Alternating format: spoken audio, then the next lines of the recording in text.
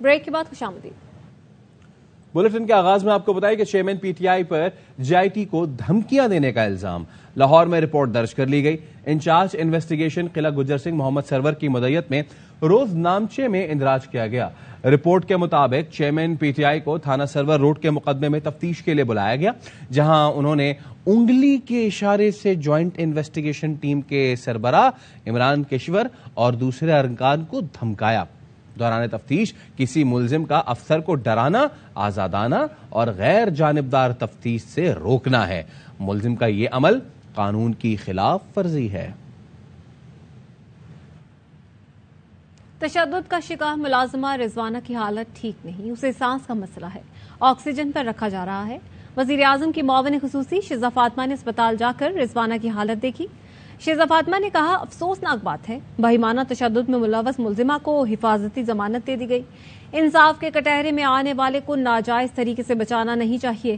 Police نے جو F I R درج کی ہے اس پر بھی تحفظات ہیں۔ بچی کی حالت اگر ہم کہیں کہ بہتر ہو رہی ہے تو نہیں، ریسپیریٹری ایشو ڈیولپ کیا ہے جس کی وجہ سے وہ آکسیجن سپورٹ پہ گئے۔ سیاستدان ہے، چاہے وہ کوئی بیوروکریٹ ہے، سول سرونٹ ہے، جج ہے، وکیل ہے، ڈاکٹر ہے، سب سے زیادہ طاقتور انسان بھی ہے، یہ ناقابل برداشت ہے۔ اس کے جو ملزم ہیں، ہمیں افسوس ہے کہ ان کو پریمپٹیو بیل ملی ہے، یہ نہیں ہونا چاہیے۔ جو بھی آئے قانون کے سامنے، ججز کے سامنے برابر ہونا چاہیے۔ کسی کو بھی ناجائز طریقے سے نہ ہمیں بچانا چاہیے، نہ اس طرح ہمیں ان کی گرفتاری سے روکنا چاہیے۔ تو ایف آئی آر کٹی ہے، کچھ تحفظات ہیں اس ایف آئی آر کے حوالے سے۔ کراچی میں لانڈھی کے صنعتی ایریا کی فیکٹری میں آگ بھڑک اٹھی۔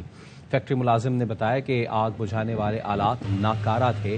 آگ لگی تو مزدوروں نے آگ بجھانے کے لیے فائر سلنڈر تو اٹھایا، لیکن وہ خراب تھا۔ آج 9 محرم کی چھٹی تھی، مالک نے تنخواہ دینے کے لیے بلایا تھا۔ محرم کی چھٹی تھی لیکن ان لوگوں نے کل پیمنٹ دینی تھی، پیمنٹ اسی لیے نہیں دی کہ کاریگر کل اگر آج پیمنٹ دیں گے تو کاریگر نہیں آئیں گے۔ کل دیکھا اتنے میں آگ لگ گئی، ہم جلدی جا کے آگ بجھانے کی کوشش کرنے لگے۔ تو فائر سلنڈر نہیں ہوتا اس سے، تو وہ خراب تھے۔ اب وہ صحیح ہوتے نا تو جہاں پہ لگی اسٹارٹنگ پہ وہیں پہ لگا تو وہ بجھ جاتی ہے۔ تو یہ واقعہ پیش آیا ہے کراچی علاقہ ہے لانڈھی کا صنعتی زون۔ یہاں کی فیکٹری میں آگ بھڑک اٹھی اور فیکٹری ملازم کے مطابق آگ بجھانے والے آلات ہی ناکارہ تھے۔ جس وقت آگ لگی تو مزدوروں نے آگ بجھانے کے لیے فائر سلنڈر اور فائر ایکسٹنگوشر اٹھایا تو ضرور، لیکن جب انہوں نے اس کو چلانا چاہا تو پھر وہ خراب نکلا۔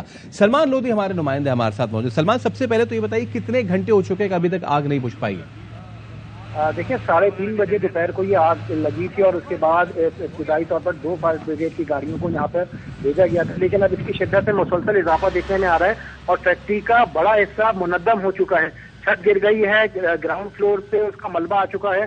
فائر بریگیڈ حکام کا کہنا ہے کہ جب یہ چھت گری ہے تو اعتراف کی دیواریں بھی اب کمزور ہو چکی ہیں۔ فائر بریگیڈ کے جو ملازمین اندر کام کر رہے تھے ان کو تمام کو باہر نکال لیا گیا ہے۔ 3 اعتراف سے یہاں پر پانی ڈالا جا رہا ہے۔ تیسرے درجے کی قرار دے کر آگ کو شہر بھر سے فائر ٹینڈرز کو یہاں پہ طلب کیا گیا ہے۔ ایک ملازم یہاں پہ ہمیں ملا تھا جس نے بتایا کہ آج تنخواہ دی جا رہی تھی اور جب آگ لگی تو فوری طور پر انہوں نے آگ بجھانے کے آلات سے آگ بجھانے کی کوشش کی، تاہم وہی ناکارہ نکلے اور آگ فوری طور پر نہیں بجھا سکے۔ کچھ ہی لمحوں میں اس نے فیکٹری کے کچھ حصے کو اور دیکھتے ہی دیکھتے پوری فیکٹری کو اپنی لپیٹ میں لے لیا ہے۔ فائر بریگیڈ حکام کا کہنا ہے کہ مکمل طور پر آگ پر قابو پانے میں 6 سے 8 گھنٹے کا وقت لگ سکتا ہے، کیونکہ اب فیکٹری کی دیواریں بھی خاصی کمزور ہو چکی ہیں، کچھ حصہ اس کا گر چکا ہے۔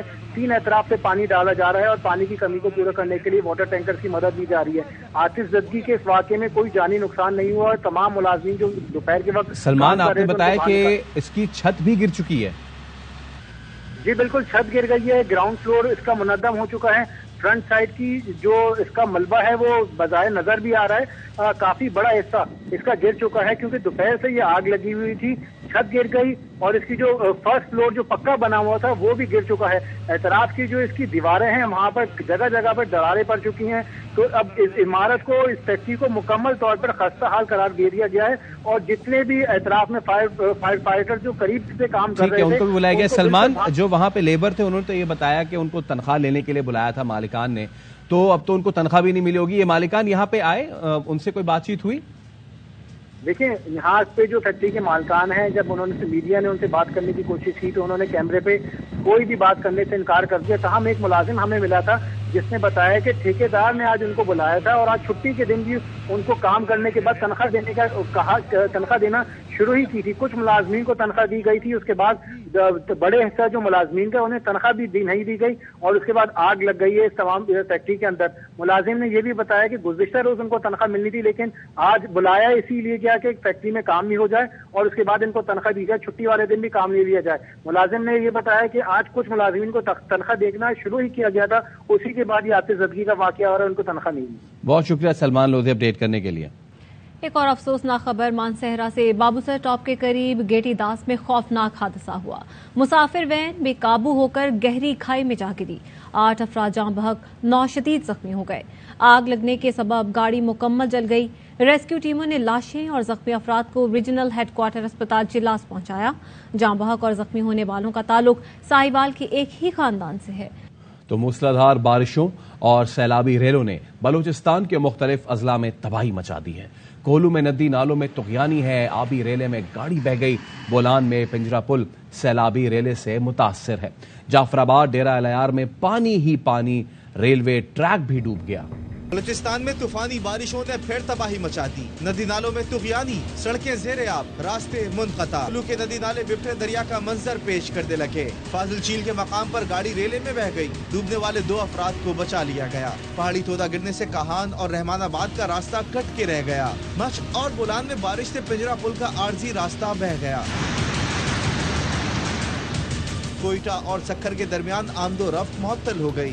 جعفر آباد میں بارش کے بعد پانی ہی پانی. ڈیرہ الیار میں ریلوے ٹریک بھی ڈوب گیا. قلعت اور گرد و نواح میں طوفانی بارش سے نشیبی علاقوں میں پانی جمع ہو گیا. کئی دیہات کا زمینی رابطہ منقطع ہو گیا.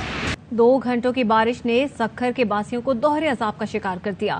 لوگوں نے خدا کر کے اس امید پر رات کاٹی کہ دن میں صفائی ہو جائے گی، لیکن ابھی تک سڑکوں پر کئی فٹ کھڑا پانی انتظامیہ کو منہ چڑھا رہا ہے.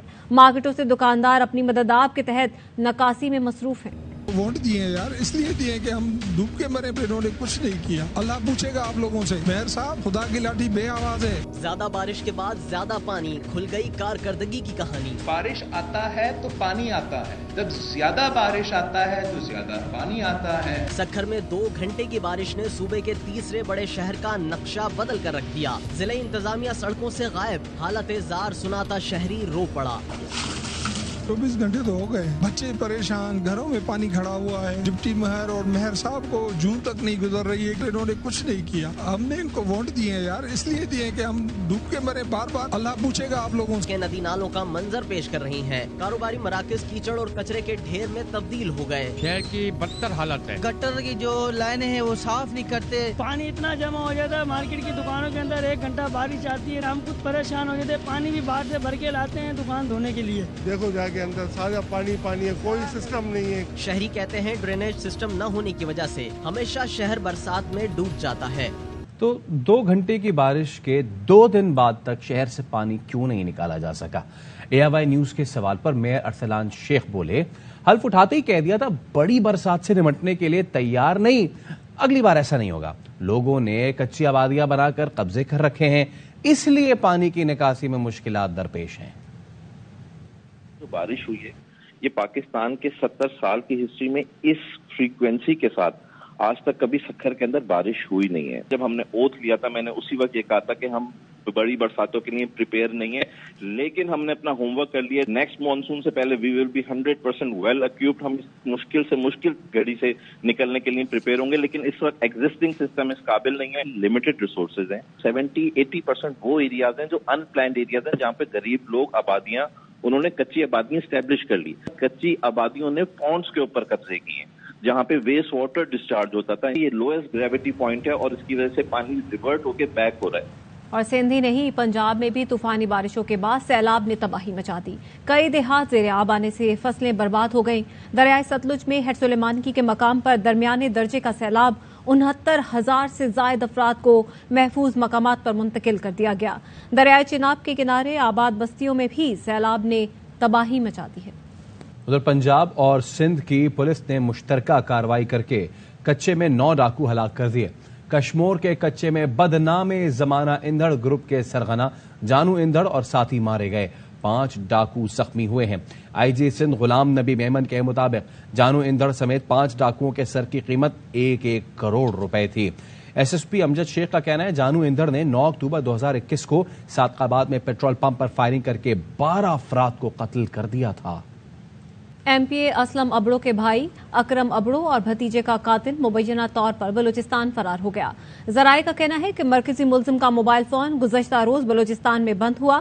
تفتیشی ذرائع کے مطابق ملزم کے 2 قریبی رشتہ دار حراست میں لیے گئے ہیں، جس کے بعد زیر حراست افراد کی تعداد 4 ہو گئی ہے۔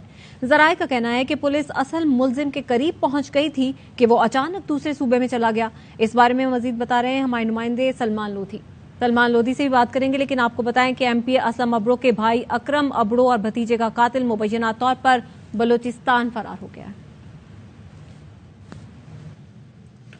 محرم الحرام میں مجالس و جلوس کے حفاظتی اقدامات، فوج، دیگر قانون نافذ کرنے والے اداروں کی طرف سے سخت انتظامات کیے گئے۔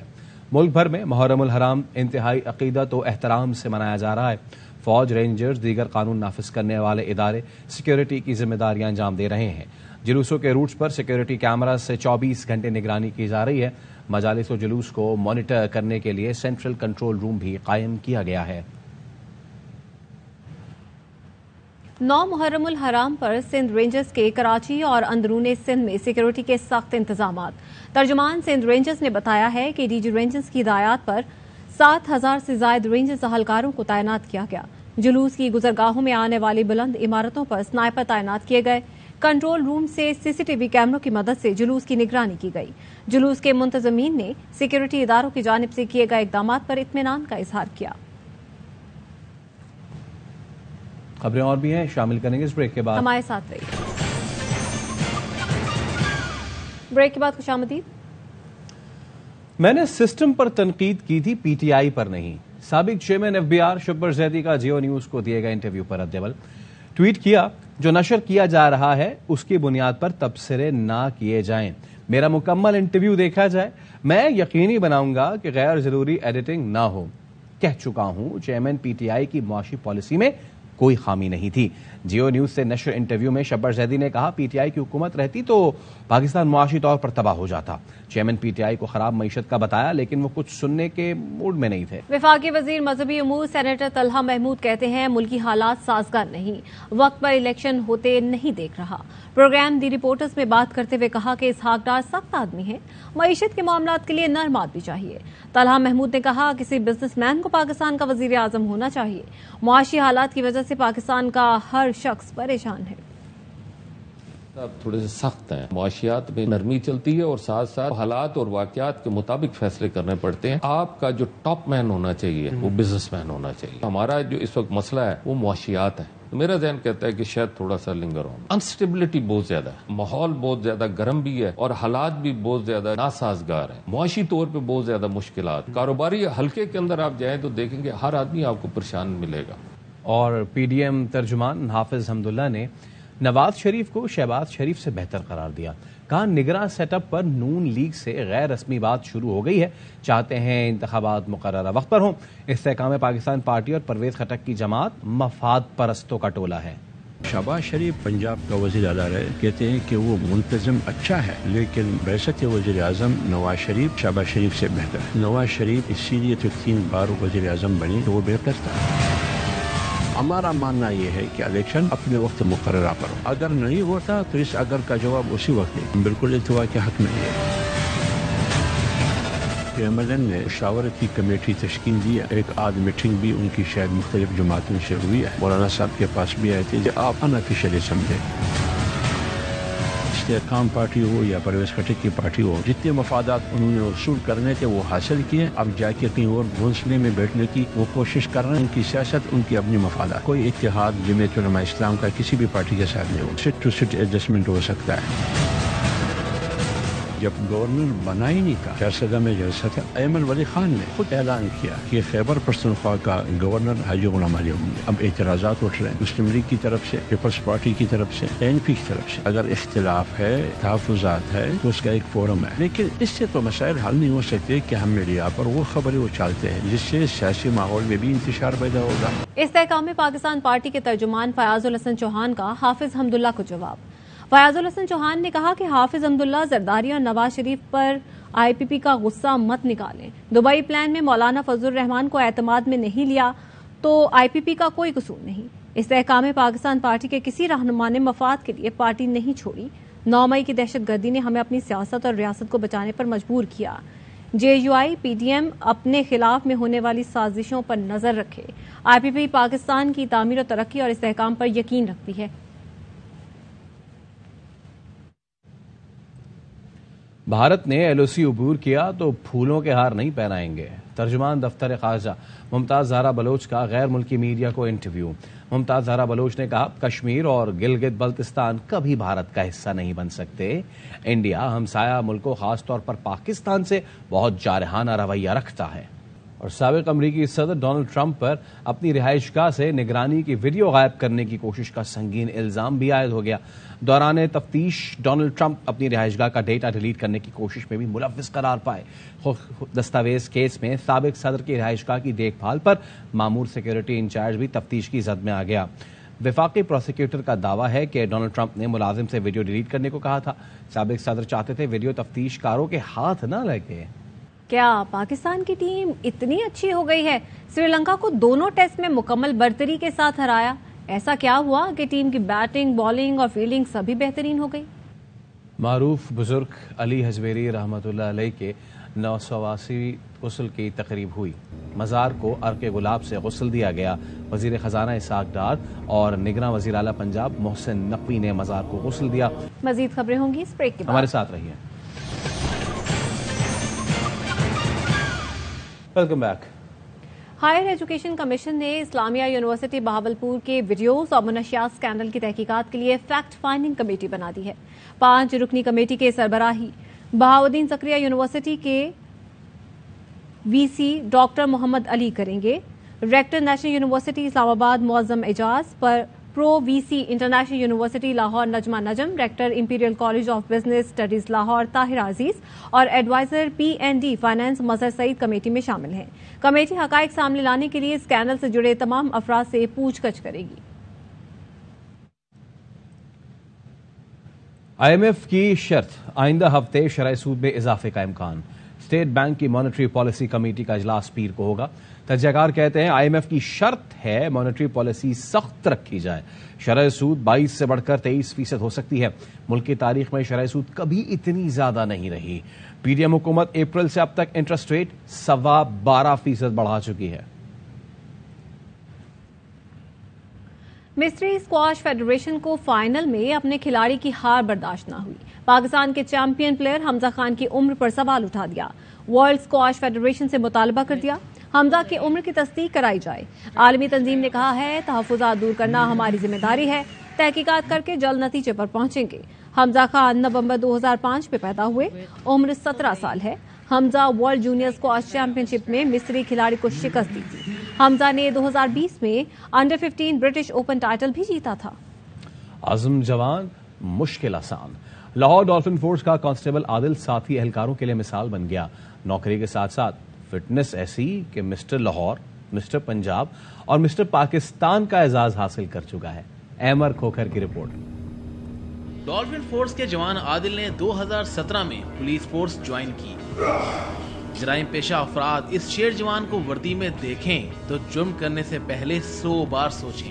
شہر سے جرائم کا کلا کما کرنے کا ارادہ لیے ڈالفن اہلکار عادل دن بھر ڈیوٹی سر انجام دیتا اور پھر جم میں جا کر فٹنس کے لیے خوب کسرت کرتا ہے. مسٹر پاکستان 2022 میں نے گولڈ میڈل ون کیا اور پنجاب اولمپیا کی بات کریں پنجاب اولمپیا بھی 2022 میں نے ون کیا ہوا ہے اور مسٹر لاہور 2023 میں الحمدللہ میں نے ون کیا. پولیس کی مصروف نوکری میں اپنی فٹنس کا خیال نہ رکھنے والے پولیس کے جوانوں اور افسرانوں کے لیے عادل کی شخصیت ایک روشن مثال ہے. ہمارے پنجاب پولیس کے جوان ہیں جیسے اتنی ٹف مشکل ڈیوٹی کرتے ہیں، سر انجام دے رہے ہیں، تو ان کو میرا یہی میسیج ہے کہ وہ اپنی اپنی صحت کا خیال رکھیں. کوئی نہ کوئی ایکسرسائز ضرور اس کو کریں. کانسٹیبل عادل عالمی سطح پر مقابلوں میں حصہ لے کر پاکستان اور پنجاب پولیس کا نام روشن کرنا چاہتا ہے. پولیس کی نوکری ہو یا پھر عام زندگی کی ذمہ داریاں، دونوں کو نبھانے کے لیے فزیکل فٹنس کا خیال رکھنا بہت ضروری ہے. کیمرہ مین وارث جمال کے ساتھ Ahmar Khokhar, ARY news, Lahore. اس کے ساتھ ہی نیوز بلیٹن سے فی الحال اتنا ہی. دیکھتے رہیے ARY نیوز.